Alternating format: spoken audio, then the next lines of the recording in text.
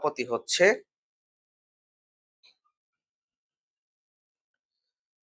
Marina Tabassum. So তোমরা যারা, যারা কারেক্ট আনসার করেছো সবাইকে আ অসংখ্য আ ধন্যবাদ জানাচ্ছি।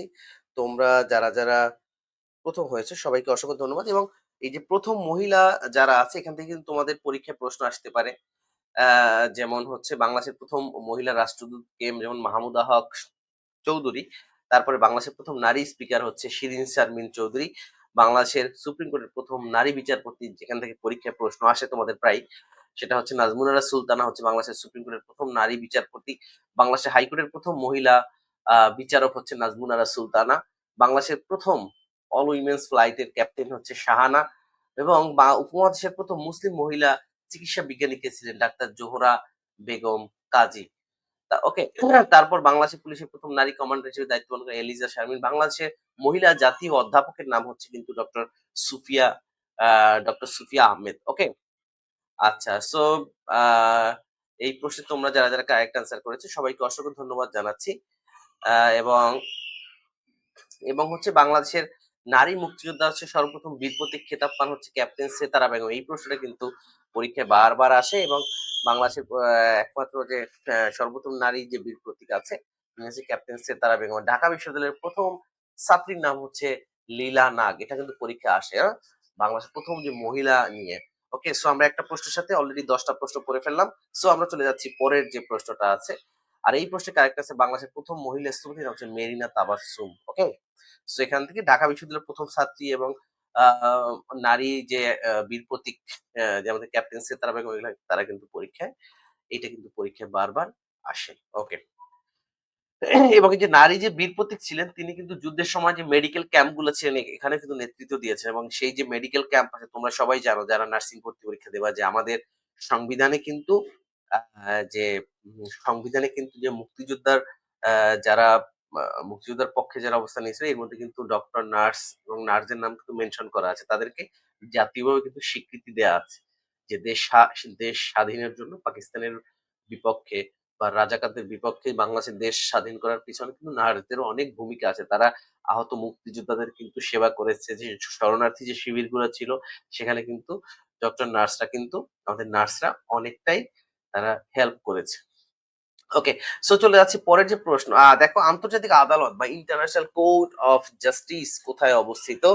International court of justice.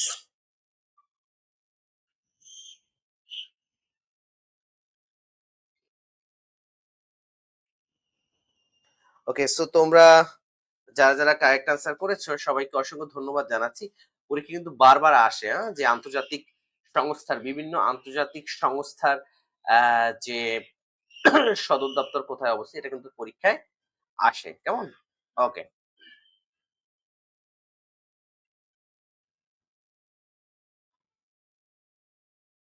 যেমন হচ্ছে যেমন একটু বলে দেই। যেমন হচ্ছে যে আমাদের হেলথ রিলেটেড বা যেমন WHO যেটা আছে WHO যেটা বলি ওয়ার্ল্ড হেলথ অর্গানাইজেশন আ যেটার সদর দপ্তর হচ্ছে আমাদের জেনেভাতে, যেটার সদর দপ্তর হচ্ছে আমাদের জেনেভাতে। তারপর ILO যে ইন্টারন্যাশনাল লেবার অর্গানাইজেশন এটাও হচ্ছে সদর দপ্তর জেনেভায়। পাশাপাশি হচ্ছে আমাদের WTO ওয়ার্ল্ড ট্রেড অর্গানাইজেশন যেটা হচ্ছে আমাদের সদর দপ্তর হচ্ছে জেনেভাতে। ওকে? আ এগুলো কিন্তু পরীক্ষায় আসে। যেমন যেমন নিউ ইয়র্কে যেগুলো আছে আমাদের ইউনাইটেড নেশন যেটা নিউ ইয়র্কে অবস্থিত, ইউনিসেফ, UNDP, ওকে, UNFPA, UN ওমেন এগুলো সবকিছু হচ্ছে আমাদের নিউ ইয়র্কে অবস্থিত। যেমন ওয়াশিংটন ডিসিতে হচ্ছে সবচেয়ে বেশি যে ব্যাংক সংক্রান্ত টাকা পয়সা সংক্রান্ত যেগুলো আছে অর্গানাইজেশন এগুলো হচ্ছে আমাদের ওয়াশিংটন ডিসিতে বেশি। যেমন হচ্ছে ওয়ার্ল্ড ব্যাংক, ওকে, যেমন যেটাকে আমরা বলি বিশ্ব ব্যাংক এটা কিন্তু ওয়াশিংটন ডিসিতে অবস্থিত। কেমন? ওকে। তারপর হচ্ছে আমাদের IMF যে ইন্টারন্যাশনাল মনিটারি ফান্ড IMF দেখবো বাংলাদেশে IMF যে কয়দিন পর পর দেয় তাই না অর্থ দেয় টাকা। ওকে, আচ্ছা। সো এগুলা সো সবাইকে অসংখ্য ধন্যবাদ যারা যারা তোমরা যারা যারা কারেক্ট আনসার দিয়েছো। কমনওয়েলথ এর সদর দপ্তর হচ্ছে লন্ডন। ৫১ বি অ্যান্সার করেছে দা হেগ। ইয়েস, আন্তর্জাতিক ইন্টারন্যাশনাল কোর্ট অফ জাস্টিস এটা হচ্ছে আমাদের সদর দপ্তর হচ্ছে হেগ। ওকে? তারপরে আমাদের যেহেতু মুসলিম কান্ট্রিজ তো হচ্ছে OIC. Okay? Organisation of Islamic countries যেটা হচ্ছে ওআইসি যেটা জেদ্দাতে অবস্থিত এবং ইসলামিক ডেভেলপমেন্ট ব্যাংক এটাও কিন্তু জেদ্দাতে অবস্থিত। ইসলামিক যে ২ টা গুরুত্বপূর্ণই সেটা হচ্ছে আমাদের জেদ্দাতে অবস্থিত। ওকে? সৌদি আরবের জেদ্দা যে ওআইসি এবং IDB international Islamic development bank. ঠিক আছে? ওকে। সো সবাইকে অসংখ্য ধন্যবাদ জানাচ্ছি। তোমরা যারা কারেক্ট অ্যান্সার করেছো। ওকে, সো চলে যাচ্ছি আমরা পরের যে প্রশ্নটি আছে। আমরা কিন্তু প্রতিটা প্রশ্নের সাথে কিন্তু আমরা হচ্ছে বিস্তারিত তোমাদেরকে প্রতিটা প্রশ্নের সাথে আমরা অনেকগুলো কোয়েশ্চেন সলভ করে দিচ্ছি পরীক্ষায় আসার মতো। গ্রেটা থুনবার্গ কিসের জন্য বিখ্যাত? গ্রেটা থুনবার্গ কিসের জন্য বিখ্যাত?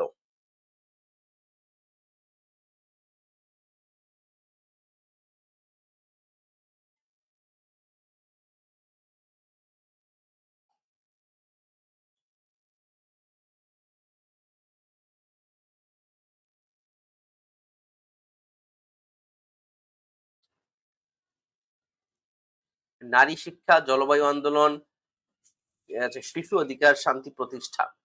সবাই জানিয়ে দাও। Greta Thunberg. ইয়েস, আমাদের রিফাত অ্যান্সার করেছে যে জলবায়ু আন্দোলন। ইয়েস, জলবায়ু আন্দোলন হচ্ছে আমাদের জলবায়ু আন্দোলনের যে গ্রেটা থুনবার্গ যিনি আছেন। ওকে, সো সবাইকে অসংখ্য ধন্যবাদ জানাচ্ছি। আহ তিনি একজন হচ্ছে সুইডেনের নাগরিক। সুইডেনের নাগরিক গ্রেটা থুনবার্গ। তিনি হচ্ছে জলবায়ু আন্দোলনের জন্য বিখ্যাত। ঠিক আছে?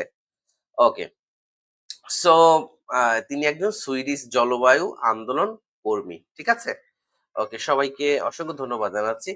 সো আমরা চলে যাচ্ছি আমাদের পরের যে প্রশ্নটি আছে।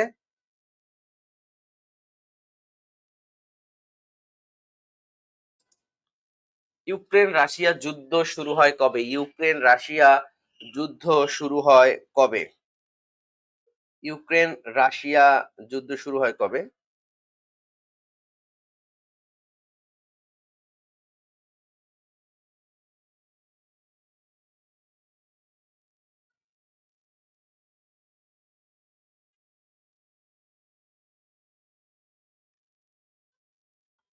ওকে, সো এটা একটু করো যে সবাই দ্রুত অ্যান্সার করো। আর আগে আমরা যেটা প্রশ্ন করছিলাম যে গ্রেটা থুনবার্গ কিসের জন্য বিখ্যাত? এটা হচ্ছে আমাদের জলবায়ু আন্দোলন এবং সর্বশেষ যে রাশিয়া যে আমাদের কি বলে ওটাকে? যে উম ফিলিস্তিনে হচ্ছে বাংলাদেশের একমাত্র যে মানবাধিকার কর্মী হিসেবে যে শহীদুল ইসলাম যিনি হচ্ছে যে আমাদের কি বলে যে ফ্লোটিলা গ্লোবাল সুমুদ ফ্লোটিলা নামে যে একটা অংশগ্রহণ করেছিলেন এই মানবিক সহায়তার জন্য। পরীক্ষা কিন্তু এটা আসতে পারে যে মানবিক সহায়তার জন্য গাজাগামী গ্লোবাল সুমুদ ফ্লোটিলা যে নৌযানগুলো ছিল সেখানে বাংলাদেশের একমাত্র একমাত্র ব্যক্তি কে ছিলেন? শহীদুল ইসলাম। ঠিক আছে? এটা কিন্তু পরীক্ষায় আসতে পারে তোমাদের জন্য খুবই খুবই গুরুত্বপূর্ণ। ওকে, সো ইউক্রেন রাশিয়ার যুদ্ধ শুরু হয় কবে? আহ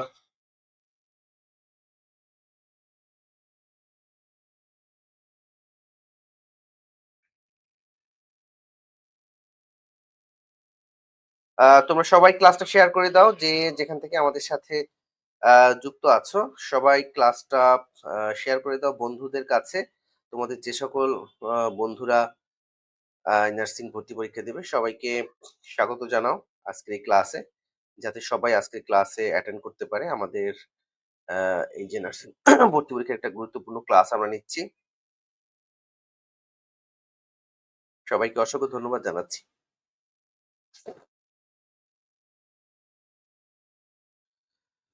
ওকে, সো তারপরে আমরা ইউক্রেন রাশিয়া হ্যাঁ, ইউক্রেন ও রাশিয়া।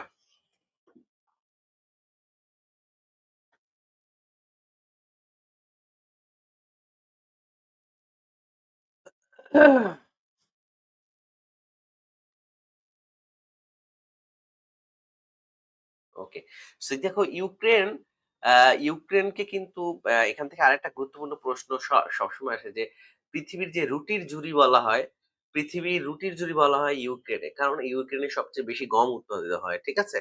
যে পৃথিবীর পৃথিবীর যে আমাদের শস্য উৎপাদনকারী দেশ। কেমন? যেমন গম, ভুট্টা এগুলো সবচেয়ে বেশি এজন্য হচ্ছে পৃথিবীর রুটির জুড়ি বলা হয় ইউক্রেনকে। সবাই মনে রাখবা পৃথিবীর রুটির জুড়ি বলা হয় পৃথিবীর রুটির জুড়ি বলা হয় ইউক্রেনকে। আর বাংলাদেশের রুটির জুড়ি বলা হয় ঠাকুরগাঁওকে। বাংলাদেশের রুটির জুড়ি বলা হয় ঠাকুরগাঁওকে। ঠিক আছে? ওকে, আচ্ছা। এবং ঠাকুরগাঁও কিন্তু সবচেয়ে বেশি পরিমাণ আমাদের যে শস্য এগুলো উৎপন্ন হয়। ওকে? সো এখান থেকে আমরা আ প্রায় ৩ টা কোয়েশ্চেন জেনে গেলাম। আচ্ছা, আ সবাই অ্যান্সার করেছো যে ৫৩ র ক ২০ ফেব্রুয়ারি ২০২২ সবাইকে অসংখ্য ধন্যবাদ। ইউক্রেন ও রাশিয়া যুদ্ধ শুরু হয় আমাদের ২০ জানুয়ারি ২০২২। ঠিক আছে? ওকে। সো চলে যাচ্ছি এবং তোমাদের হয়তো আ অনেকের প্রশ্ন থাকতে পারে যে ইউক্রেন ও রাশিয়া কেন যুদ্ধ লেগেছিল? তোমরা কেউ জানলে কমেন্টে জানাও। একটু বলে দেই সেটা হচ্ছে যে ইউক্রেন ও রাশিয়া যুদ্ধটা লাগে মূলত হচ্ছে আ তাদের যে ক্ষমতা প্রদর্শনের জন্য। যেমন বলি যে ন্যাটো তোমরা সবাই জানো যে আ ন্যাটো যেটা আছে আ সো এই ন্যাটোর সদস্য হতে চেয়েছিল ইউক্রেন। আর ইউক্রেনের সাথে বর্ডার হচ্ছে রাশিয়ার। সো ন্যাটোর সাথে হচ্ছে পশ্চিমা যে শক্তিগুলো আছে এগুলো ন্যাটোর সদস্য। সো রাশিয়া মনে করছে যে ইউক্রেন যদি ন্যাটোর স স সদস্য হয় তাহলে রাশিয়ার জন্য একটা হুমকি স্বরূপ। কারণ হচ্ছে আ যেমন হচ্ছে আ এই রাশিয়া এবং যে যুক্তরাষ্ট্র বা পশ্চিমা যে দেশগুলো আছে এগুলো কিন্তু রাশিয়ার শত্রু। তারা কিন্তু কেউ মিত্র না। এজন্য হচ্ছে এই যে ইউক্রেন যে সদস্য হতে চাওয়াতেই কিন্তু এই যুদ্ধটা ১ম লাগে ইউক্রেন ও রাশিয়ার মধ্যে। ওকে। সো চলে যাচ্ছি আমাদের পরের যে প্রশ্নটা আছে। ব্রিক্স এর নতুন সদস্য কতটি? ব্রিক্স এর সদস্য দেশ কতটি? সবাই একটু জানিয়ে দাও। ব্রিক্স এর সদস্য দেশ কতটি?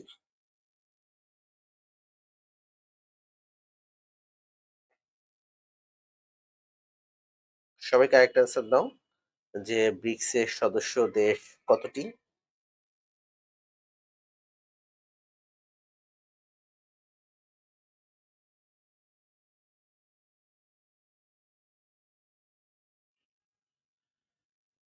ওকে। সো অসংখ্য ধন্যবাদ। তোমরা কিন্তু ইতিমধ্যে অ্যান্সার করা শুরু করে দিয়েছ।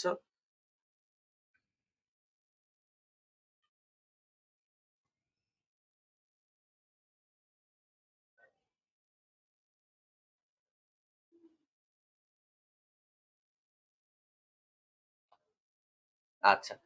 ব্রিক্স এ আগে কিন্তু ৫ টা দেশ ছিল। পরে কিন্তু আরো বাড়ছে। কেমন? ওকে। যেমন হচ্ছে আমাদের ব্রিক্স এর আগের যে তারা যে প্রতিষ্ঠাকালীন ২০০৯ সালে যখন হচ্ছে যে আ প প্রতিষ্ঠাকালীন যেটা আছে, যেমন সেখানে আমাদের ব্রিক্স মানে কি? বি তে হয় হচ্ছে Brazil, Russia, India and China. এই হচ্ছে ১ম তাদের হচ্ছে টোটাল ৪ টা দেশ ছিল। পরে হচ্ছে আরেকটা দেশ তাদের বাড়ছে। ঠিক আছে? আর এখন কিন্তু এখানে ১০ টা কান্ট্রি যেমন ব্রাজিল, চায়না, তারপর হচ্ছে আমাদের মিশর, তারপর ইথিওপিয়া আছে, ইন্ডিয়া, ইন্দোনেশিয়া, ইরান, রাশিয়া, তারপর সাউথ আফ্রিকা, ইউনাইটেড আরব আমিরাত। ঠিক আছে? আরব আমিরাত। এই টোটাল কিন্তু ১০ টা দেশ। টোটাল এখন ১০ টা। ওকে? আগে ছিল ৫ টা এখন হচ্ছে ১০ টা। সো তোমাদের এই আপডেট গুলো কিন্তু জানতে হবে। কারণ এখানে লেখা আছে দেখো ২০২৫ এ সর্বশেষ আপডেটটা কি? ব্রিক্স। ঠিক আছে? ওকে? সো সবাইকে অসংখ্য ধন্যবাদ জানাচ্ছি। তোমরা আ যারা কারেক্ট অ্যান্সার দিয়েছো সবাইকে অসংখ্য আ ধন্যবাদ জানাচ্ছি, হ্যাঁ? ওকে। সো সবাইকে অসংখ্য ধন্যবাদ। তোমরা যারা কারেক্ট অ্যান্সার দিয়েছো। আগে ছিল ৪ টা পরে কিন্তু আরো ৬ টা দেশ যুক্ত হইছে। কেমন? ওকে। যেমন যে ৬ টা পরে যুক্ত হইছে, এই ৬ টার মধ্যে হচ্ছে আমাদের যেমন মিশর আছে, মিশর, ওকে? মিশর, ইথিওপিয়া, ইন্দোনেশিয়া, মিশর, ইথিওপিয়া, ইন্দোনেশিয়া, ইরান, সৌদি আরব ও সংযুক্ত আরব আমিরাত। এই টোটাল ৬ টা। আগে ছিল ৪ টা। আগে ছিল ৪ টা কি? ব্রিক্স যেমন যেমন হচ্ছে ব্রাজিল, চীন, ভারত, রাশিয়া। ব্রাজিল, চীন, ওকে? সো আশা করি তোমরা সবাই বুঝতে পেরেছো। ওকে? ওকে। সবাইকে অসংখ্য ধন্যবাদ জানাচ্ছি। সবাইকে অসংখ্য ধন্যবাদ জানাচ্ছি। চলে যাচ্ছি আমাদের পরের যে প্রশ্ন আছে। আগামী অলিম্পিক ২০২৬ কোথায় অনুষ্ঠিত হবে? আগামী অলিম্পিক ২০২৬ কোথায় অনুষ্ঠিত হবে? সবাই জানিয়ে দাও। অলিম্পিক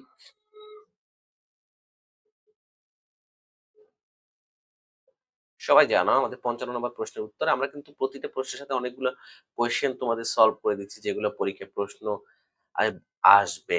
ঠিক আছে? সবাই একটু জানিয়ে দাও।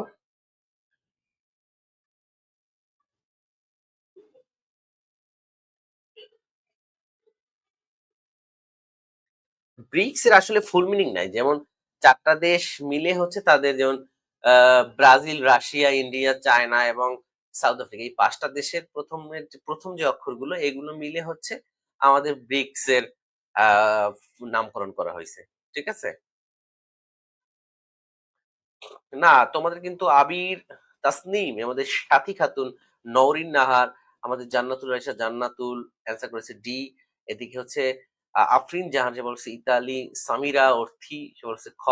আমাদের সুশান্ত আজকে ১ম কে? তোমরা একটু বন্ধুদেরকে মেনশন করো আর গ্রুপগুলোতে শেয়ার করে দাও। অচেনা পাখি, রিফাত, আফরিন, আমাদের হচ্ছে শাওন বৈদ্য, জান্নাতুল নুসরাত, জাহান, নওরিন নাহার, রিফাত, স্পর্শিয়া, নিশাত, আমাদের অজান্তা, শিরিনা আক্তার, আবির, রিফাত, অসংখ্য ধন্যবাদ যারা, যারা আছে সামিরা জাহান, অসংখ্য ধন্যবাদ। তাসনিম আছে আমাদের সাথে। অসংখ্য ধন্যবাদ জানাচ্ছি তোমরা যারা, যারা আমাদের সাথে যুক্ত আছো। কারেক্ট অ্যান্সার হচ্ছে ইতালি। অলিম্পিক ২০০০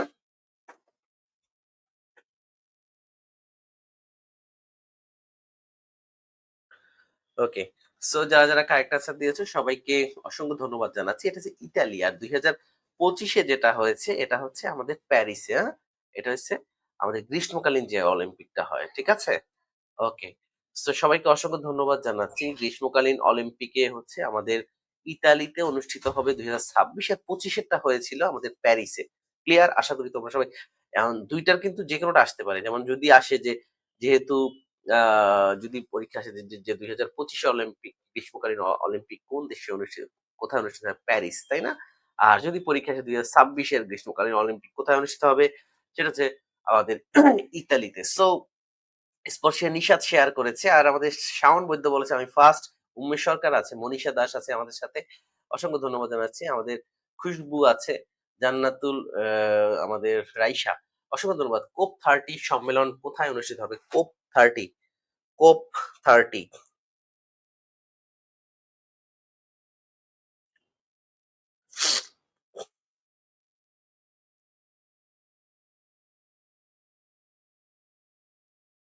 কোপ 30 সম্মেলন কোথায় অনুষ্ঠিত হবে?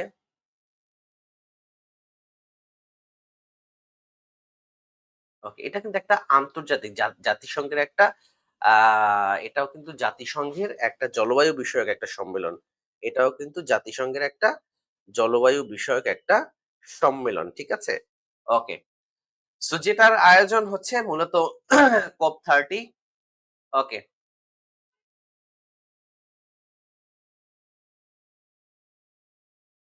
এটা হচ্ছে কিন্তু আমাদের একটা অ্যামাজোনিয়ান একটা দেশ, অ্যামাজনের একটা দেশ, অ্যামাজনের পার্শ্ববর্তী একটা দেশ যেটা হচ্ছে ব্রাজিল। ওকে?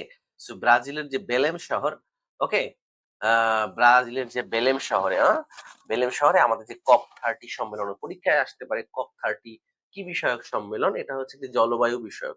এটা একটা জলবায়ু বিষয়ক জাতিসংঘের একটা। ঠিক আছে? ওকে। সো সবাইকে আ ওকে। সবাইকে অসংখ্য ধন্যবাদ জানাচ্ছি। তোমরা যারা, যারা কারেক্ট আনসার করেছো সবাইকে অসংখ্য ধন্যবাদ জানাচ্ছি।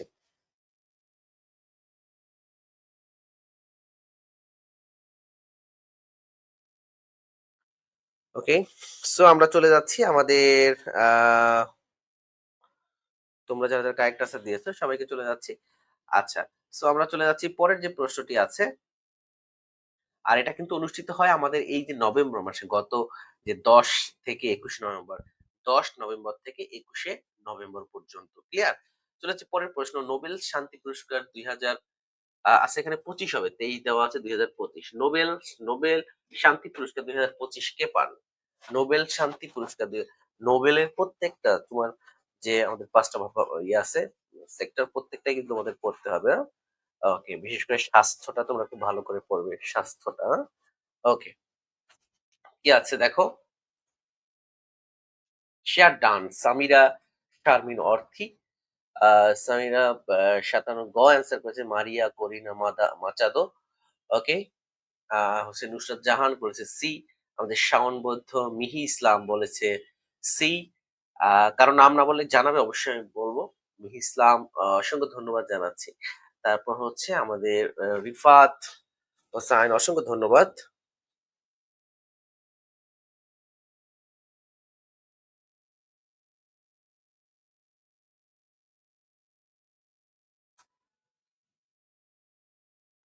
ওকে। আর টোটাল কিন্তু ৬ টি শাখায় এবছর যে ২০২৫ এ নোবেল টোটাল ৬ টি শাখায় হচ্ছে ১৪ জন নোবেল পুরস্কার পায়। ৬ টি শাখায় ১৪ জন, মনে রাখবা। ৬ টি শাখায় ১৪ জন পায়। ঠিক আছে? ৬ টি শাখায় ১৪ জন। ওকে? সো এটা কিন্তু তোমাদের অবশ্যই জানতে হবে, হ্যাঁ? ওকে।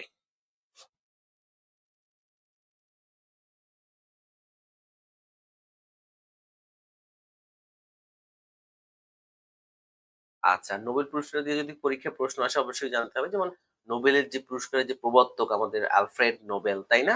আর আলফ্রেড নোবেল কোন দেশের নাগরিক ছিলেন? সুইডেনের নাগরিক ছিলেন। কোথায়? সুইডেন। ঠিক আছে? ওকে। আচ্ছা। আর হচ্ছে আ আর এই যে আলফ্রেড নোবেল যে এই পুরস্কারটা করে, উনি কি আবিষ্কার করেছিলেন? আলফ্রেড নোবেল কিন্তু যে বিস্ফোরক, যে আমাদের যে ডিনামাইট, ওকে? ডিনামাইট আবিষ্কার করেছিলেন। মানে বিস্ফোরক, বোমা। বোমা আবিষ্কার করে কিন্তু তিনি অনেক টাকা-পয়সার মালিক হয়েছেন। ওই টাকা দিয়ে কিন্তু সে এই যে শান্তিতে নোবেল পুরস্কার এগুলো তিনি চালু করেন। ঠিক আছে? ওকে। পরীক্ষায় যদি আসে আলফ্রেড নোবেল কি আবিষ্কার করেছিলেন? ডিনামাইট। কি? ডিনামাইট। ঠিক আছে? অজন্তা আক্তার ক্লাসটা শেয়ার করছে। Thank you Ajanta Akhtar. তোমাকে তোমরা একটু শেয়ার করে সবাই। অজন্তা আক্তারের মতো তোমরা যারা আছো ক্লাসটা একটু শেয়ার করে দাও আর বন্ধুদেরকে একটু মেনশন করে দাও, হ্যাঁ? আচ্ছা। সো হচ্ছে নোবেল পুরস্কার প্রবর্তকের মূল আবিষ্কার যে কি উদ্দেশ্যে ব্যবহৃত, যেমন ধ্বংসের জন্য। তার যে মূল আবিষ্কার ডিনামাইটটা কি মানব সভ্যতা ধ্বংসের জন্য ব্যবহার করা হয়েছিল। ঠিক আছে? হয়। ওকে। আর কত সাল থেকে? ১৯০১ সাল থেকে। ১৯০১ সাল থেকে যে নোবেল পুরস্কার প্রবর্তিত হয়। ১৯০১ এর পরে কি ১৯০৫ এ কি হয়? আমাদের বঙ্গভঙ্গ হয়। ১৯১১ সালে বঙ্গভঙ্গ রদ হয়। ঠিক আছে? ওকে। আর নোবেল পুরস্কার প্রবর্তক দেশ হচ্ছে সুইডেন। ওকে? সুইডেন। ঠিক আছে? ওকে। আর নোবেল পুরস্কার নিয়ে অনেকগুলো কোয়েশ্চেন ও সলভ করে দিলাম। ইনশাআল্লাহ আমরা নেক্সট ক্লাসে হয়তো আরো অনেকগুলো, আর ৬ টা শাখায় দেয়া হয়। আর এবছর ৬ টা শাখায় ১৪ জন পাইছে। ওকে? আচ্ছা। আর বিশ্বের সবচেয়ে হাইয়েস্ট সম্মাননা দেওয়া হয়, হাইয়েস্ট টাকা দেওয়া হয় নোবেল পুরস্কার পাওয়ার জন্য। ঠিক আছে? ওকে। অসংখ্য ধন্যবাদ জানাচ্ছি তোমরা যারা কারেক্ট অ্যান্সার দিয়েছো। ওকে? আচ্ছা।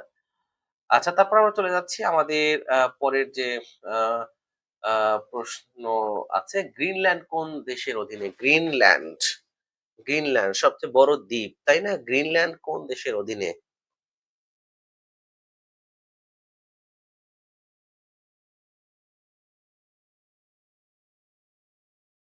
গ্রিনল্যান্ড। ওকে, সবাই জানাও। ভৌগোলিকভাবে সবচেয়ে বড় দ্বীপ হচ্ছে গ্রিনল্যান্ড এবং এটা কোন দেশের অধীনে? কোন দেশের অধীনে? ওকে? আর যেটা হচ্ছে মূলত আমাদের উত্তর আমেরিকা যে মহাদেশ সেখানে অবস্থিত। ওকে? আর এটা হচ্ছে মূলত ডেনমার্কের একটা পার্ট। ডেনমার্কের। ওকে, ওকে। সো কারেক্ট আনসার হচ্ছে ডেনমার্ক। সো তোমরা যারা কারেক্ট আনসার দিয়েছো সবাইকে অসংখ্য ধন্যবাদ জানাচ্ছি। শাওন বৈদ্য, আবির হাসান, এমএসটি আঁখি আছে আমাদের সাথে। ফারজানা ফারজানা লিয়া, তারপর শিরিনা আক্তার, অজন্তা আক্তার, রিফাত, আফরিন জাহান, অনিকা, আমাদের সুরাইয়া আছে, আমার জান্নাতুল ফেরদৌস সুরাইয়া, রিফাত, সামিরা অর্থী, মিহি, নওরিন নাহার। অসংখ্য ধন্যবাদ জানাচ্ছি তোমাদেরকে। সবাই অ্যান্সার করো, পারো আর না পারো। বিকজ অফ তোমার এই কোয়েশ্চেন গুলো কিন্তু পরীক্ষা আছে। উমেশ সরকার, অজন্তা, আমাদের মনীষা দাস, অসংখ্য ধন্যবাদ জানাচ্ছি। আর তোমরা আমাদের শেষ মুহূর্তে দেখো নিচে একটা স্কল যাচ্ছে। তোমাদের জ্ঞাতার্থে বলি যে আমাদের যে সুপার সাজেশন ব্যাচ এবং এক্সাম ব্যাচে তোমরা যারা শেষ মুহূর্তে প্রিপারেশন নিতে চাও, খুব দ্রুত যোগাযোগ করতে হবে। প্রতি বছর সর্বোচ্চ পরিমাণ স্টুডেন্ট কিন্তু আমাদের এই ব্রাঞ্চ থেকে অনলাইন অফলাইন থেকে চান্স পায়। সুতরাং যারা সরকারি নার্সিং কলেজে চান্স পেতে চাও, তোমাদের জন্য এটা একটা বড় সুযোগ। সো দেরি না করে আজই ভর্তিটা কনফার্ম করতে হবে। কেমন? ওকে। সো চলে যাচ্ছি পরের প্রশ্ন। গাম্বিয়া কোন মহাদেশে অবস্থিত? গাম্বিয়া কোন মহাদেশে অবস্থিত?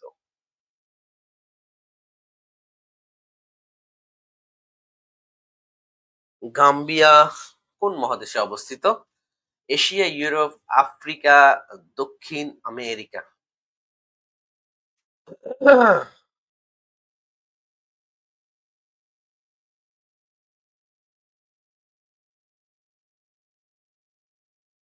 ওকে।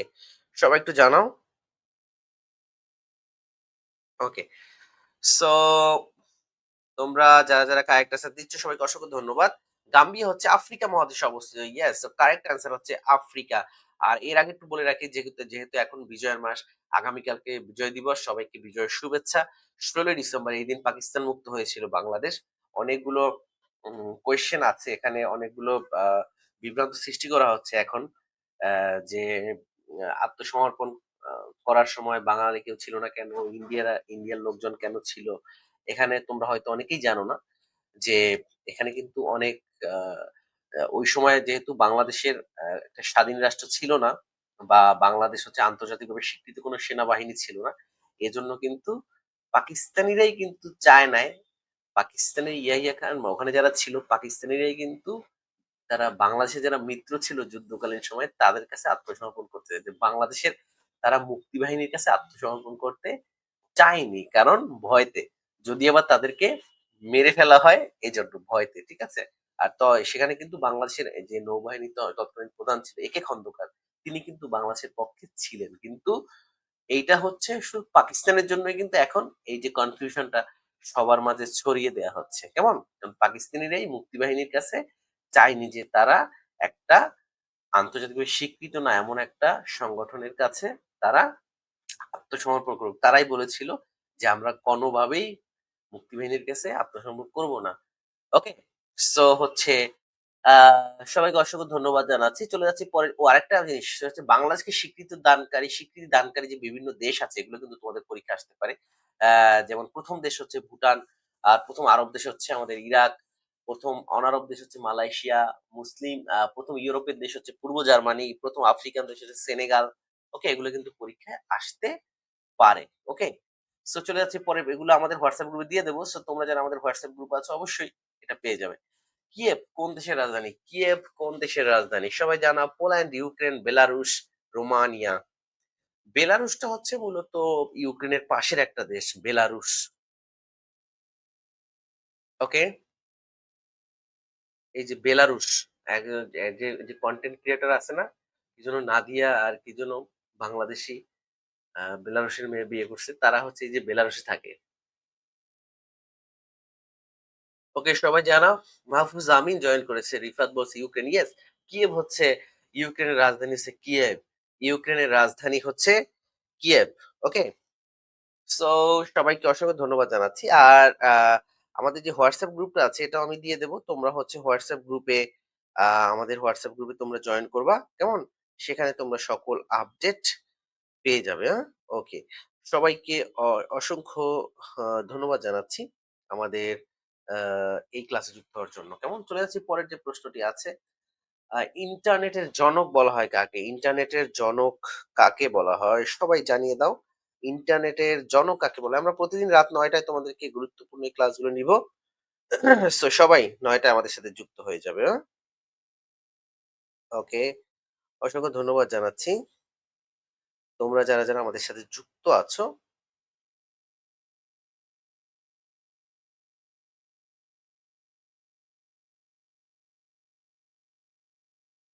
সবাই জানাও।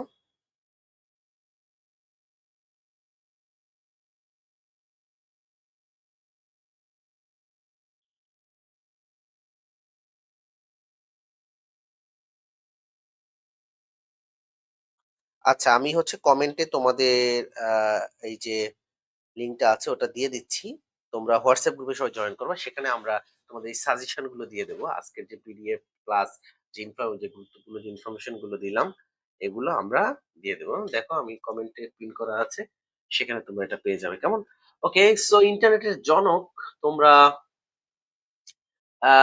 বিন্টন সার্ফ কমেন্ট করেছো। সবাই টিম বার্নস-লি কমেন্ট করেছো। আ দেখি কারা কারটা কারেক্ট হয়। সবাই একটু জানাও। সবাই কমেন্ট করতে থাকো।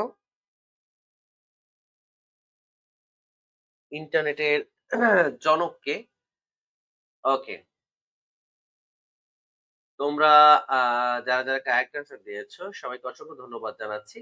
ইয়েস, আমাদের কারেক্ট অ্যান্সার হচ্ছে আমাদের বিনটন সার্ফ, বিনটন গ্রে সার্ফ। তার নামের আগে একটা মাঝখানে একটা গ্রে আছে। বিনটন গ্রে সার্ফ। ঠিক আছে? ফেসবুকের জনক কে? কে জানো? ফেসবুকের জনক, ফেসবুকের জনক মার্ক জাকারবার্গ, তাই না? Mark Zuckerberg. ঠিক আছে? ওকে,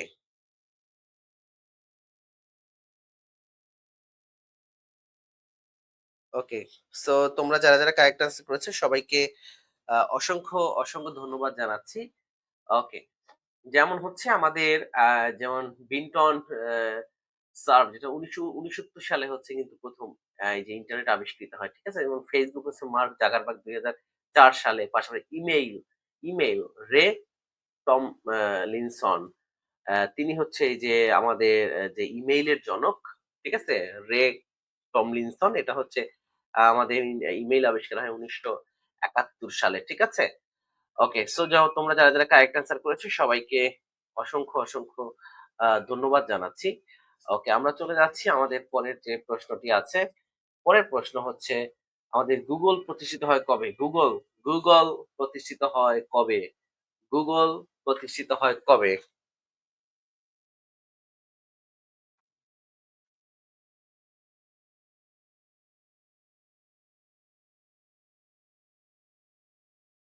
সবাইকে অসংখ্য ধন্যবাদ জানাচ্ছি। 1998, যে তোমরা যারা কারেক্ট অ্যান্সার করেছো সবাইকে অসংখ্য ধন্যবাদ। একটু দ্রুত শেষ করব আমরা। যেহেতু অলরেডি 34 মিনিটস হয়ে গেছে আমাদের ক্লাসটি। চলে যাচ্ছি আমাদের পরের যে প্রশ্নটি আছে। কারেক্ট অ্যান্সার হচ্ছে 1998 গুগল হচ্ছে সার্চ ইঞ্জিন। গুগল হচ্ছে সার্চ ইঞ্জিন। আর কি সার্চ ইঞ্জিন আছে? এই যে ক্রোম ব্রাউজার এটা হচ্ছে একটা গুগলের সার্চ ইঞ্জিন। তারপর আর কি আছে? আমাদের ফায়ারফক্স। ওকে, ফায়ারফক্স এটা হচ্ছে আমাদের একটা ওকে, লিনাক্স আছে। এগুলো হচ্ছে আমাদের সার্চ ইঞ্জিন। চলে আসি পরে টুইটারের বর্তমান নাম কি? টুইটারের বর্তমান নাম কি? তোমরা কে জানো? সবাই জানাও। টুইটারের বর্তমান নাম কি?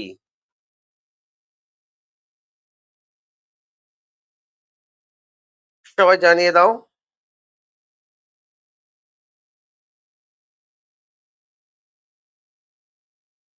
ওকে। এই যে টুইটারের যে বর্তমান নাম, এই যে টুইটার কিন্তু বর্তমানে একজন কিনে নিছে। সেটা হচ্ছে আমাদের ইলন মাস্ক। ঠিক আছে? Elon Musk. এই যে গাড়ি কোম্পানি আছে না? টেসলা গাড়ি কোম্পানি। এই যে টেসলা গাড়ি কোম্পানির যিনি মালিক তিনি হচ্ছে কিন্তু space x space x space x এর নামে যে এটা আছে মহাকাশ গবেষণা কেন্দ্র স্পেস এক্স, এটার মালিক কিন্তু এই যে ইলন মাস্ক। ঠিক আছে? ওকে।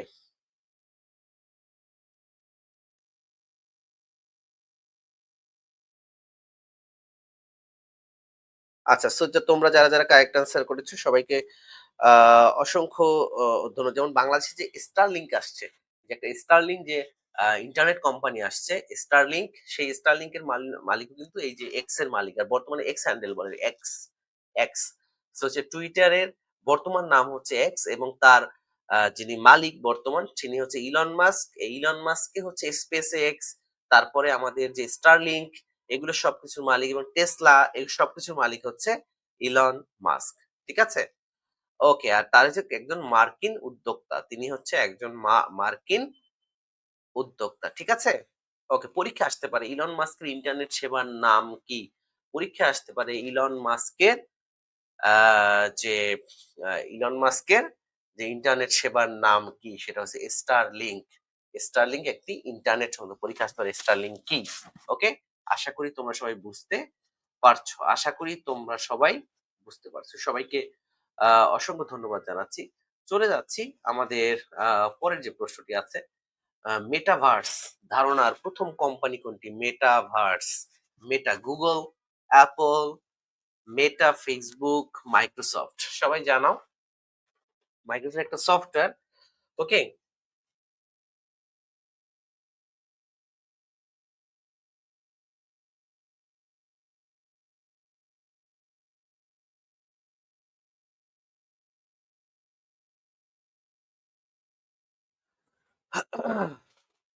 ওকে।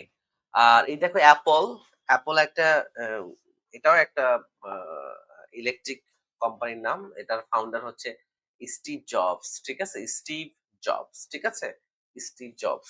এগুলো কিন্তু পরীক্ষায় আসতে পারে। সো তোমরা সবাই কারেক্ট আনসার করেছো মেটা। ইয়েস, মেটাভার্স এর ধারণা হচ্ছে মেটা ফেসবুক। ঠিক আছে? মেটা এই যে ফেসবুক কিন্তু যে হোয়াটসঅ্যাপ এর মালিক আর হোয়াটসঅ্যাপ এর মালিক আর ফেসবুকের মালিক, ইনস্টাগ্রাম কিন্তু একই মালিক। ঠিক আছে? ওকে, সবগুলাই আমাদের ওকে। সো চলে যাচ্ছি পরের যে প্রশ্ন আছে, বিশ্ব স্বাস্থ্য সংস্থার প্রধানের নাম কি? বিশ্ব স্বাস্থ্য সংস্থার প্রধান। বিশ্ব স্বাস্থ্য সংস্থা হচ্ছে আমাদের কোথায় অবস্থিত? জেনেভাতে, তাই না? জেনেভাতে আর একটা গুরুত্বপূর্ণ, তোমরা যেহেতু সবাই নার্সিং প্রিপারেশন নিচ্ছ, so international council for nurses, international council for nurses যেটারও যে হেডকোয়ার্টার, ওকে, এটা অবস্থিত হচ্ছে আমাদের জেনেভাতে। ঠিক আছে? ওকে, বিশ্ব স্বাস্থ্য সংস্থা, এটা হচ্ছে আমাদের, ইয়েস, তোমার Tedros Adhanom, yes, correct answer করেছে রিফাত, অসংখ্য ধন্যবাদ। টেড্রোস আমাদের আহ ইভিলিন রোজ, তিনি আছেন আমাদের সাথে, সিনথিয়া ইসলাম আমাদের সাথে আছে, এমএসটি আখি, আমাদের নাবিলা, মনীষা দাস, মাহফুজা আমিন, ইয়া মনি আছে আমাদের সাথে, অসংখ্য ধন্যবাদ। তোমাদের সৌমিয়া সুমি আছে, জান্নাতুল সাথী আছে আমাদের সাথে, শিরিনা আক্তার, শাওন বৈদ্য আছে, মিহি আছে আমাদের সাথে, আফরিনজান অনিকা আমাদের সাথে, অজন্তা, এটিএম নোমান আছে আমাদের সাথে, এটিএম নোমান, তারপর হচ্ছে সামিরা, খুশবু, এমএসটি আখি, মিহি, আবির, ফারজানা, অসংখ্য ধন্যবাদ তোমাদের। সবাই প্রতিদিন আমাদের এই সাজেশন ক্লাসগুলো থাকবে, হোয়াটসঅ্যাপ গ্রুপে জয়েন করবে ফর সাজেশন। ওকে, আর তোমরা যারা লাস্ট মোমেন্টে আমাদের নার্সিং সুপার সাজেশন ব্যাচ এবং এক্সাম ব্যাচে যারা যারা ভর্তি হতে চাও, খুব দ্রুত ড্রপ ইউর মেসেজ আর ইনবক্স। ওকে, ওকে, সো চলে যাচ্ছি আমাদের তেদ্রোস আদানম, তিনি হচ্ছে আমাদের ডাব্লিউএইচ ওর যে প্রধান। চলে যাচ্ছি পরের প্রশ্ন, ডেঙ্গু ভ্যাকসিন, ডেঙ্গু ভ্যাকসিন তৈরি করে কোন company? Dengue vaccine Pfizer, Moderna, Sanofi, Johnson. Okay, সবাই জানাও।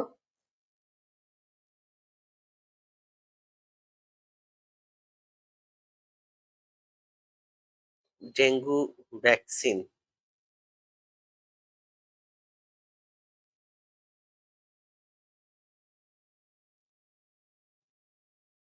Yes, ডেঙ্গু ভ্যাকসিয়া, ডেঙ্গু ভ্যাকসিনের নাম কি পরীক্ষা আসতে পারে? ডেঙ্গু ভ্যাকসিনের নাম কি? দেখো ব্র্যাকেটের মধ্যে দেয়া আছে ডেঙ্গু ভ্যাকসিয়া। ওকে, ওকে, ডেঙ্গু ভ্যাকসিয়া, এটা হচ্ছে Sanofi company, Sanofi, Sanofi, Pfizer না, ফাইজার মডার্না তারা তো হচ্ছে আমাদের কোভিড-19 এর, কোভিড-19, সার্স, মার্স, বার্ড ফ্লু, এগুলো সবকিছু একই প্রজাতির, তাই না? একই গোত্রের। ওকে, ভাইরাস, আচ্ছা।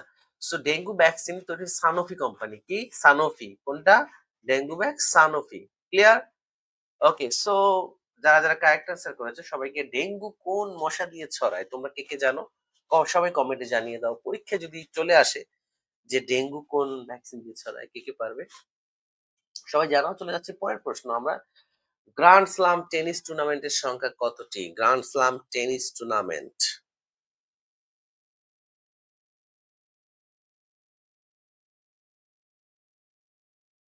গ্র্যান্ড স্লাম টেনিস টুর্নামেন্ট,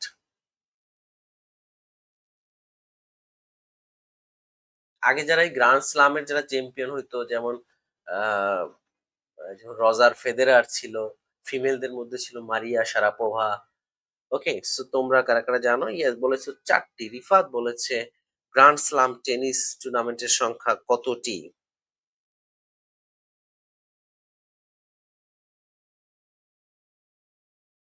পরীক্ষা আসতে পারে, গ্র্যান্ড স্লাম কোন খেলার সাথে জড়িত?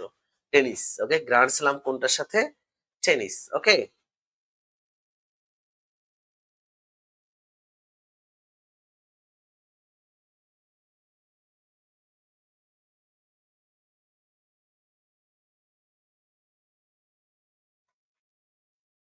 ওকে, সো যারা যারা কারেক্ট আনসার করেছো, ইয়েস, এটা হচ্ছে আমাদের গ্র্যান্ড স্লাম টেনিস টুর্নামেন্টের সংখ্যা হচ্ছে, তাহুরা ইসলাম, এমএসটি আখি, মনীষা, সবাইকে আনসার করেছো 4টি। ইয়েস, কারেক্ট আনসার হচ্ছে 4টি। ঠিক আছে? ওকে, সো চলে যাচ্ছি আমাদের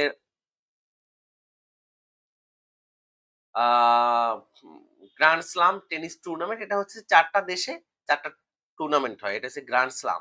এটা ওকে, যেমন একটা হচ্ছে অস্ট্রেলিয়াতে হয়, একটা হচ্ছে আমাদের ফ্রান্স, একটা হচ্ছে আমাদের যে আমাদের উইম্বলডন, তারপর আরেকটা হচ্ছে ইউএস ওপেন। ঠিক আছে? এগুলো। আচ্ছা, সো চলে যাচ্ছি আমাদের আ আর বছরের পরীক্ষায় আসতে পারে। বছরের ১ম গ্র্যান্ড স্লাম টেনিস টুর্নামেন্ট কোথায় অনুষ্ঠিত হয়? এটা হচ্ছে অস্ট্রেলিয়ান ওপেন। ঠিক আছে? অস্ট্রেলিয়ান। ওকে, সো চলে যাচ্ছি আমাদের পরের যে প্রশ্ন আছে, ক্রিকেট বিশ্বকাপ ২০২৬ টি-টোয়েন্টি কোথায় অনুষ্ঠিত হয়? হবে। ঠিক আছে? ক্রিকেট বিশ্বকাপ।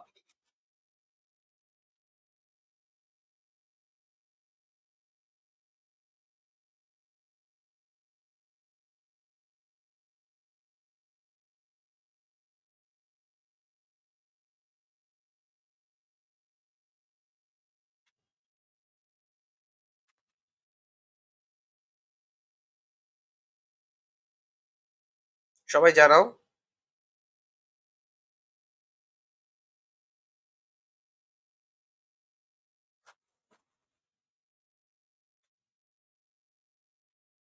ওকে। So yes, Bharat Sri Lanka. Yes, তোমরা যারা, যারা কারেক্ট আনসার করেছো সবাইকে অসংখ্য ধন্যবাদ। আর আগের যে প্রশ্নটা বলছিলাম যে টেনিস নিয়ে যেহেতু, সো টেনিসের আরেকটা গুরুত্বপূর্ণ প্রশ্ন পরীক্ষায় কিন্তু আসে যে টেবিল টেনিসের হচ্ছে আ যে বলের নাম সেটা পিং পং নামে পরিচিত। টেবিল টেনিসের বল যেটা বলে পিং পং, পিং পং। ঠিক আছে? মনে রাখবা। চলে যাচ্ছি আর ক্রিকেট বিশ্বকাপ ২০২৬ এর টি-টোয়েন্টি ওয়ার্ল্ড কাপ কোথায় অনুষ্ঠিত হবে? ভারত এবং শ্রীলঙ্কায়। ভারত এবং শ্রীলঙ্কায়। চলে যাচ্ছি পরের প্রশ্ন, আমাদের আর্টেমিস প্রোগ্রাম কি? আর্টেমিস প্রোগ্রাম কি? সবাই জানাও।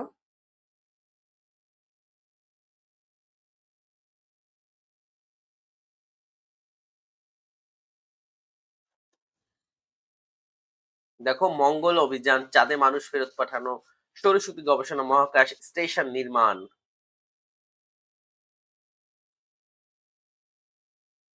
আর্টেমিস। আমাদের স্নেহা, তোমরা সবাই বন্ধুদেরকে একটু মেনশন করে দাও। পিং পং, হ্যাঁ, রিফাত বলেছে যে টেবিল টেনিস বলের নাম হচ্ছে পিং পং। ঠিক আছে? 100% সি বলেছে। এই প্রশ্নের উত্তরটা সবাই দাও। চাঁদে মানুষ ফেরত পাঠানো। ইয়েস, কারেক্ট আনসার, চাঁদে মানুষ ফেরত পাঠানোকে বলা হয় আর্টেমিস। আর্টেমিস। ঠিক আছে? ওকে। সবাইকে অসংখ্য ধন্যবাদ জানাচ্ছি।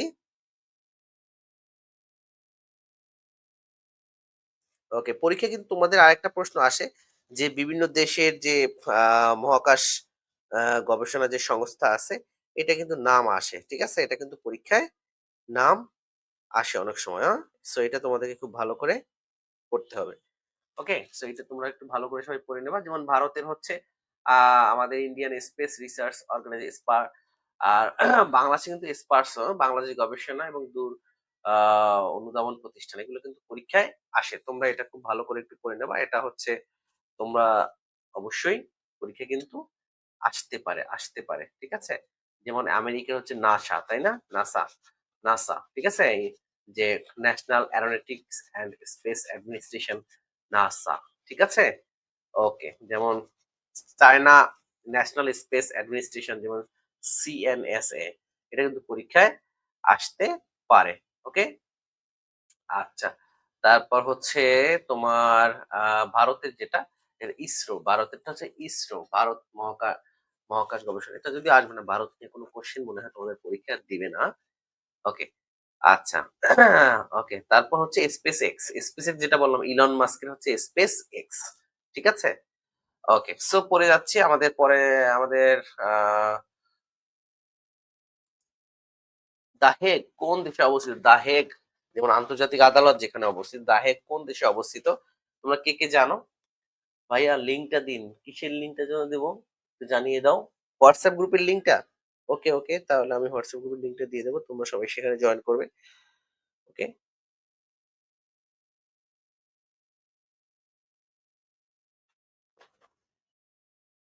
আর যারা, যারা ক্লাসটা শেয়ার করবে তারা হচ্ছে আজকের যে পিডিএফ এটা তোমরা পেয়ে যাবা হোয়াটসঅ্যাপ গ্রুপে। কেমন? সবাই একটু শেয়ার করে দাও। যারা পরে আমাদের সাথে যুক্ত হয়েছো।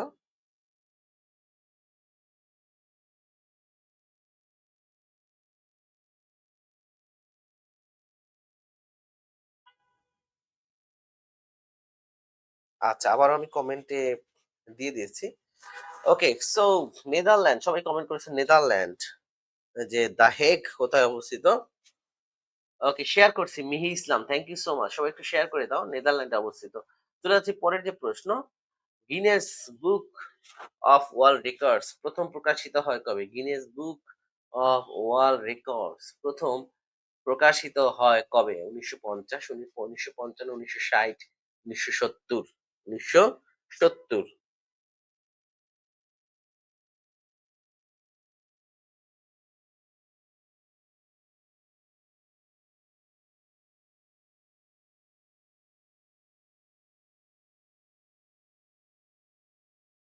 ওকে। তোমাদের সাম্প্রতিক আরেকটা প্রশ্ন আসতে পারে কিন্তু। সেটা হচ্ছে তোমরা সবাই জানো যে রিসেন্টলি আমাদের একটা নিজের তৈরি একটা বিমান আকাশে উড়েছে। যেমন আমাদের মানিকগঞ্জের জুলহাস, তাই না? তোমরা সবাই ভিডিও দেখছো। পরীক্ষা কিন্তু আসতে পারে। ঠিক আছে? এগুলা একটু টুকটাক বিষয় কিন্তু তোমরা একটু ভালো করে আইডিয়া রাখবে। ঠিক আছে? ওকে। যে বাংলাদেশে নিজের তৈরি বিমান আ যে মানুষ নিয়ে। ঠিক আছে? ওকে। মানিকগঞ্জ তার নাম কি? পরীক্ষায় আসতে পারে জুলহাস। মানিকগঞ্জের জুলহাস। ওকে? আচ্ছা। সো চলে যাচ্ছি আমাদের Guinness book of world record প্রথম প্রকাশিত হয় কবে? ১৯৫৫ সালে। ইয়েস, কারেক্ট আনসার দিয়েছে ১৯৫৫। ইয়েস। সবাইকে অসংখ্য ধন্যবাদ। কারেক্ট আনসার হচ্ছে ১৯৫৫। পরের প্রশ্ন, এভারেস্ট শৃঙ্গজয়ী প্রথম ব্যক্তিকে? এভারেস্ট শৃঙ্গজয়ী প্রথম ব্যক্তি।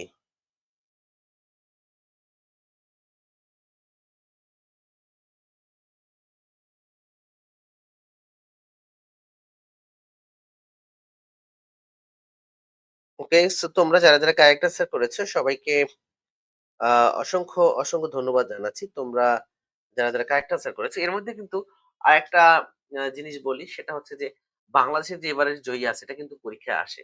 ওকে? ৭২ এ সবাই আনসার করেছো। ক, ঘ অনেকে এভারেস্ট জয়ী, শৃঙ্গ জয়ী প্রথম ব্যক্তিকে অ্যানমন হিলারিও, তেনজিং নরগে, জর্জ ম্যালরি, আ রাইনহোল্ড, আ মেসনার, জুনকো তাবেই। ওকে, সবাই আনসার করেছো এ। এর আগে একটু বলে রাখি যে বাংলাদেশের প্রথম এভারেস্ট জয়ী হচ্ছে মুসা ইব্রাহিম। ঠিক আছে? মুসা ইব্রাহিম ২০১০ সালে। তারপর হচ্ছে এম এ মুহিত, তারপর ৩ নাম্বার হচ্ছে নিশাত মজুমদার। পরীক্ষায় যদি আসে প্রথম নারীকে বাংলাদেশের পক্ষ থেকে যিনি এভারেস্ট জয় করেছে ২০১২ সালে, নিশাত মজুমদার। দ্বিতীয় হচ্ছে আমাদের ওয়াসফিয়া নাজরিন। ঠিক আছে? ৫ নাম্বার, এরপর এটা ওয়াসফিয়া নাজরিন ৪ নাম্বার, ৫ নাম্বার হচ্ছে আমাদের মোহাম্মদ খালেদ হোসেন। ৬ নাম্বারে হচ্ছে কিন্তু ২০২৪ সালে বাবর আলী। ওকে? সো তিনি কিন্তু আরো একটা জয় করেছেন, সেটা হচ্ছে অন্নপূর্ণা। পরীক্ষায় আসতে পারে বাংলাদেশের মধ্যে, ওকে? এবং বিশ্বের ১০ম সর্বোচ্চ যে শৃঙ্গটি আছে, আর বাংলাদেশের মধ্যে ১ম পরীক্ষায় আসতে পারে যে নেপালের অন্নপূর্ণা ২ যে পর্বতটা আছে, সেটা বাংলাদেশের মধ্যে ১ম কে জয় করেন? সেটা হচ্ছে চট্টগ্রামে। তার বাসা হচ্ছে চট্টগ্রামের বাবর আলী মাথায় রাখবে। হ্যাঁ? নাম কি? অন্নপূর্ণা। নাম কি? অন্নপূর্ণা। আশা করি তোমরা বুঝতে পারছো।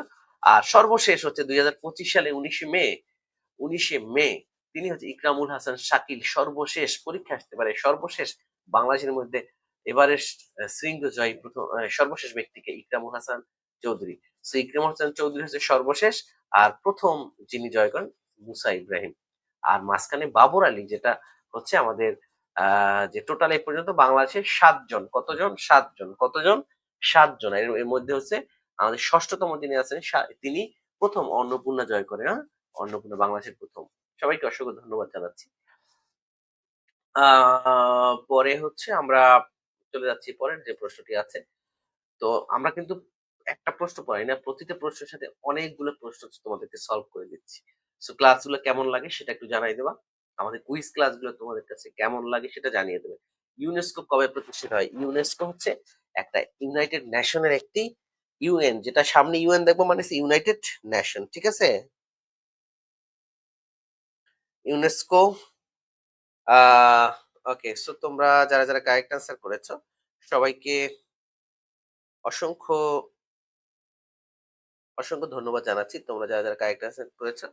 এবং ইউনেস্কোর ফুল মিনিং যদি আসে, যেমন united nations educational scientific and cultural organization. United nations educational scientific and cultural organization. Okay, এটা জাতিসংঘের একটি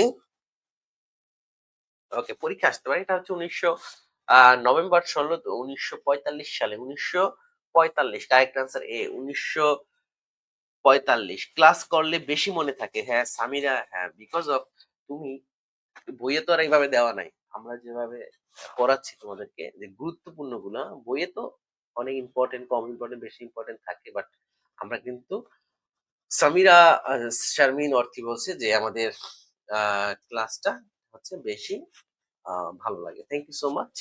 ওকে, ১৯৪৫ সালে প্রতিষ্ঠিত হয়। চলে আসছি পরের প্রশ্ন। বিশ্ব ব্যাংকের সদর দপ্তর কোথায় অবস্থিত? এর আগে পড়াই আসছি। দেখো, তোমরা প্রতিটা প্রশ্ন যদি ব্যাখ্যা সহকারে পড়ো বা শুধু ব্যাখ্যা না, বিষয়টা হচ্ছে ব্যাখ্যা জানা আরেকটা হচ্ছে ওই রিলেটেড। মনে করো একটা স সদর দপ্তর একটা প্রশ্ন আসলো তোমার সামনে।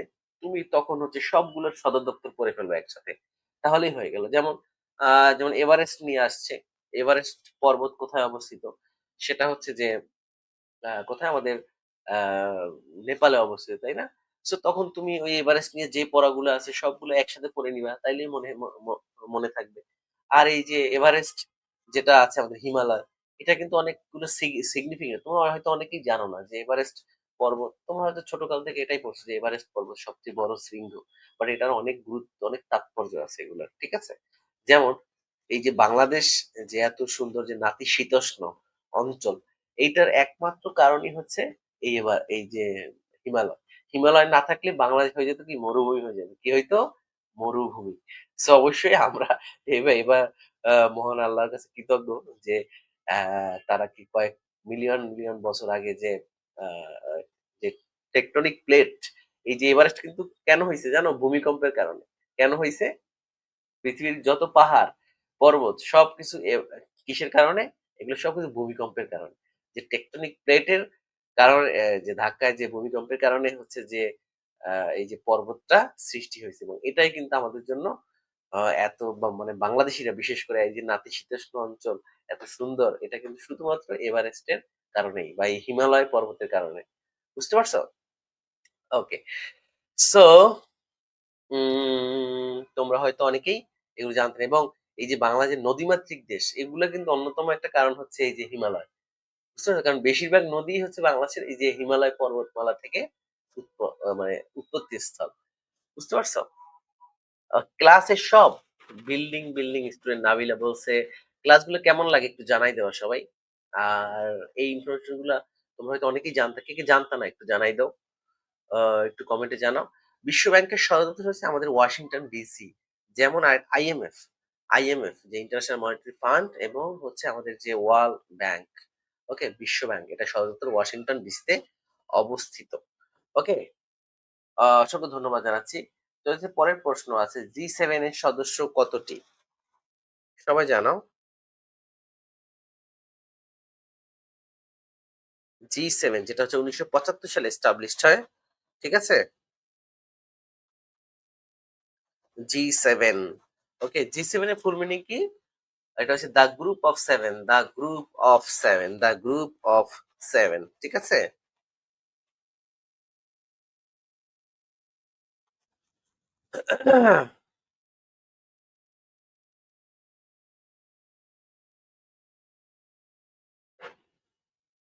ওকে, এবং যে ৭ টা দেশ নিয়ে গঠিত G7 মানে ৭ টা দেশ, তাই না?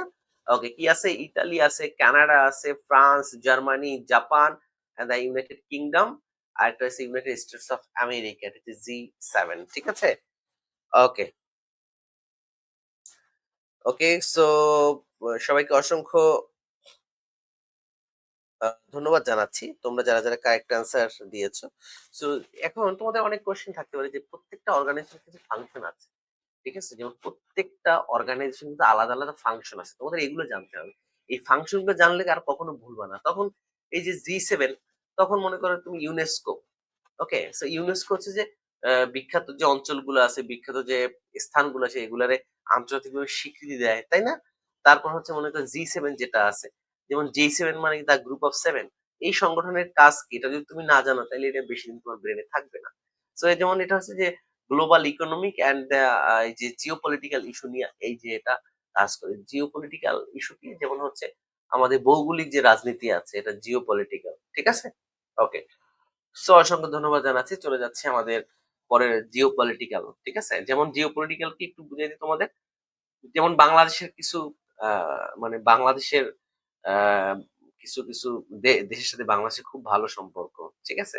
যেমন এইগুলো হচ্ছে জিওপলিটিক্স। যেমন প্রত্যেকটা একটা মিত্র দেশ থাকে বা একটা যেমন হচ্ছে আ বাংলাদেশ একটা মধ্যমপন্থী যদিও। যেমন তারা আমেরিকার সাথেও সম্পর্ক রাখে আবার আ চায়নার সাথে সম্পর্ক রাখে। কেমন? আবার যুদ্ধের সময় যেমন ইন্ডিয়া ছিল মিত্র, আবার পাকিস্তানের মিত্র ছিল চীন। তারপরে যুক্তরাষ্ট্র এগুলো ছিল পাকিস্তানের মিত্র এবং বাংলাদেশের মিত্র ছিল হচ্ছে রাশিয়া এবং ইন্ডিয়া। এগুলো হচ্ছে জিও পলিটিক্স। ঠিক আছে? ওকে। সো চলে যাচ্ছি পরের যে প্রশ্ন। ইউরোজোন কয়টি দেশ সদস্য? ইউরোজোনে কতটি? এমএসটি জান্নাত। ক্লাসটা শেয়ারে দিয়ে রাখলাম, পরে ক্লাস করব। থ্যাংক ইউ এমএসটি জান্নাত বলছে। আ অসংখ্য ধন্যবাদ। তোমরা যারা যুক্ত হয়েছো বা পরে যারা যুক্ত হয়েছো ক্লাসটি শেয়ার করে দিবে। কেমন? ৭৬ ইউরোজোনে কতটি দেশ অবস্থিত?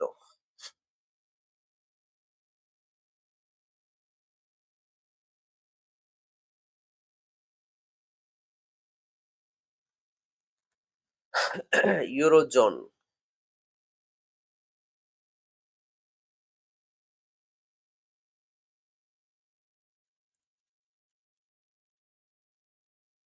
ওকে।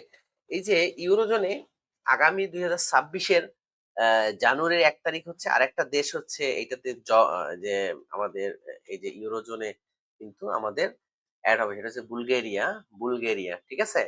ওকে। আর সবাই অ্যান্সার করেছো যে আমাদের টোটাল ২০ টি দেশ। ইউরোজোনে হচ্ছে আমাদের টোটাল ২০ টা দেশ। ঠিক আছে? ওকে।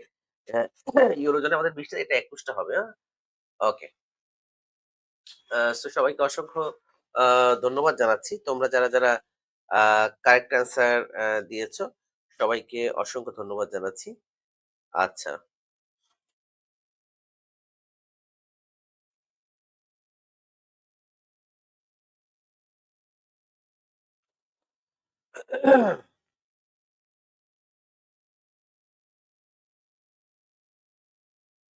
চলে যাচ্ছি আমাদের আ পরের যে প্রশ্নটি আছে। আমাদের পরের প্রশ্নে আমরা আ চলে যাচ্ছি। পরের যে প্রশ্ন নেক্সট যে কোয়েশ্চেনটি আছে। যেমন আন্তর্জাতিক ক্রিকেট কাউন্সিল আইসিসি সদর দপ্তর কোথায় অবস্থিত? আইসিসি সদর দপ্তর কোথায় অবস্থিত? সবাই একটু জানিয়ে দাও।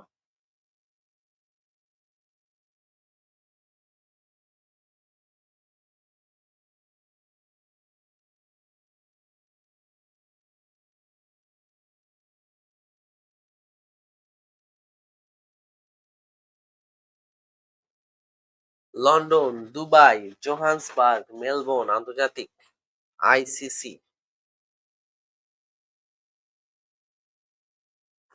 ক্রিকেট কাউন্সিলের সদর দপ্তর। এটা হচ্ছে বি, দুবাই হবে, হ্যাঁ? দুবাই, সংযুক্ত আরব আমিরাত। সংযুক্ত আরব আমিরাত। আইসিসি হেডকোয়ার্টার আছে সংযুক্ত আরব আমিরাত। সবাইকে তোমরা জানো যে দুবাই বা আরব আমিরাতে কেন এটা করা হয়েছে? পরীক্ষায় আসতে পারে যে আরব আমিরাত তো ক্রিকেট খেলে না। তারপরও কেন এখানে করা হয়েছে? ওকে? সো এইটার কারণ হচ্ছে যে তোমরা জানো সেখানে কোনো সরকার কোনো প্রতিষ্ঠানের ভ্যাট ট্যাক্স দেয়া লাগে না। ঠিক আছে? কোনো প্রতিষ্ঠানকে ট্যাক্স দেওয়া লাগে না। এজন্য হচ্ছে এটা মূলত ওখানে করা হইছে। ঠিক আছে? ওকে,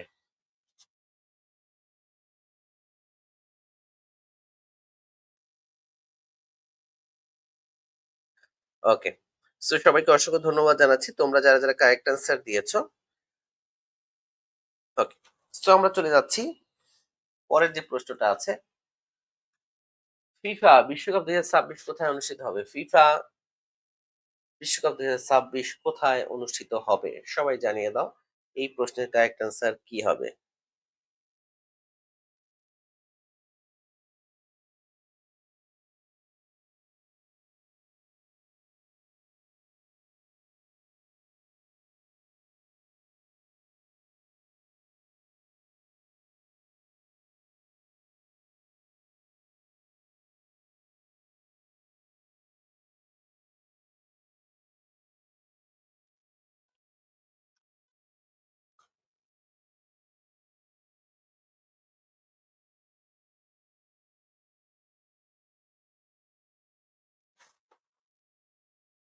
ওকে, সো তোমরা যারা যারা কারেক্ট অ্যান্সার দিয়েছো সবাইকে অসংখ্য ধন্যবাদ। যুক্তরাষ্ট্র, কানাডা এবং মেক্সিকো। যুক্তরাষ্ট্র, কানাডা এবং মেক্সিকো। ঠিক আছে? ওকে। সবাইকে অসংখ্য ধন্যবাদ। তোমরা যারা যারা ভর্তি পরীক্ষার্থী তোমরা যারা যারা আছো আজকের এই ক্লাসে জয়েন করেছো সবাইকে অসংখ্য অসংখ্য ধন্যবাদ।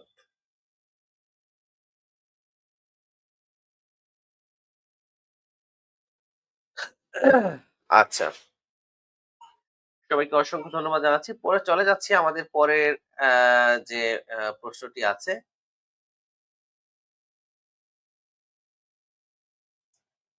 নাসা এর পূর্বরূপ কি একটু আগে আমরা পড়ে আসছি। নাসা যে দেখছো যে তুমি একটা প্রশ্ন যদি খুব ভালো করে পড়ো, যেমন হচ্ছে আন্তর্জাতিক স্পেস যে অর্গানাইজেশন গুলো আছে, এখানে একটা তুমি যদি সবগুলো একসাথে পড়ে ফেলো তাহলে কিন্তু দেখবা যে পরের প্রশ্নগুলো তোমার চলে আসবে ভাই। সো পরীক্ষার জন্য এভাবে প্রস্তুতি নিলে তোমরা খুব ভালো একটা প্রস্তুতি নিতে পারবে। কেমন? ওকে।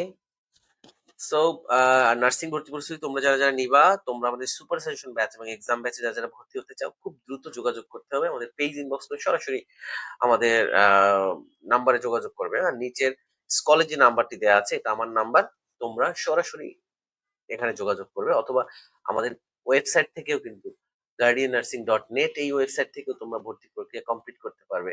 ডেইলি ক্লাসটা নিয়েন ভাইয়া, ইয়েস নিব। স্পর্শের নিশাত আবেদন কবে থেকে? আবেদন এই মাসে শুরু হয়ে যাবে ইনশাআল্লাহ। ওকে, সবাইকে অসংখ্য ধন্যবাদ জানাচ্ছি। আচ্ছা, তারপর হচ্ছে আমাদের পরের যে প্রশ্ন আছে সবাই হচ্ছে আমাদের yes national aeronautic correct answer হচ্ছে আমাদের national aeronautics and space administration. Correct answer A. Correct answer A. চলে আসে পরের প্রশ্ন। আন্তর্জাতিক মহাকাশ স্টেশন আইএসএস এর নির্মাণে কতটি দেশ যুক্ত? আন্তর্জাতিক মহাকাশ স্টেশন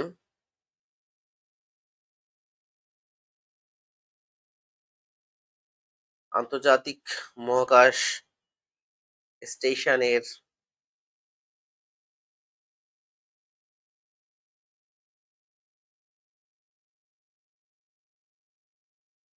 ওকে, এটা হচ্ছে মোট ৫টি সংস্থা আছে। মোট ৫টি। ৮০ নাম্বারে হচ্ছে মোট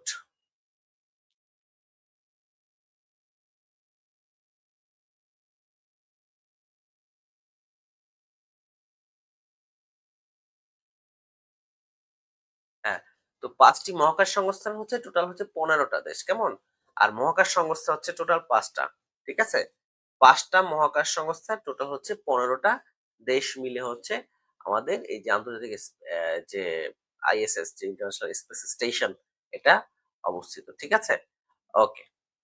সো যেমন হচ্ছে যুক্তরাষ্ট্রের নাসা আছে, তারপরে রাশিয়ার আছে আমাদের রসকসমস, তারপর কানাডিয়ান স্পেস এজেন্সি আছে, জাপানি মহাকাশ সংস্থা এবং ইউরোপীয় মহাকাশ সংস্থা। এই যে ৫টা মহাকাশ সংস্থার ১৫টা দেশ এখানে জড়িত। ঠিক আছে? ওকে। সো চলে যাচ্ছি আমাদের আন্তর্জাতিক মহাকাশ সংস্থা। ওকে? আচ্ছা। আর বর্তমানে কিন্তু ২টা আছে, হ্যাঁ? ২টা মহাকাশ সংস্থা আছে। ঠিক আছে? ওকে। আচ্ছা, ওকে। সো চলে যাচ্ছি আমাদের যেমন চায়না নিজেরাই কিন্তু দেখো চায়না কত শক্তিশালী, তারা নিজেরাই একটা স্পেস স্টেশন বসাইছে। ঠিক আছে? ওকে, এটার নাম কি টিএসএস। ঠিক আছে, এটার নাম হচ্ছে টিএসএস। ঠিক আছে? ওকে, এটা কি তিয়ানঘং তিয়ানগং স্পেস স্টেশন।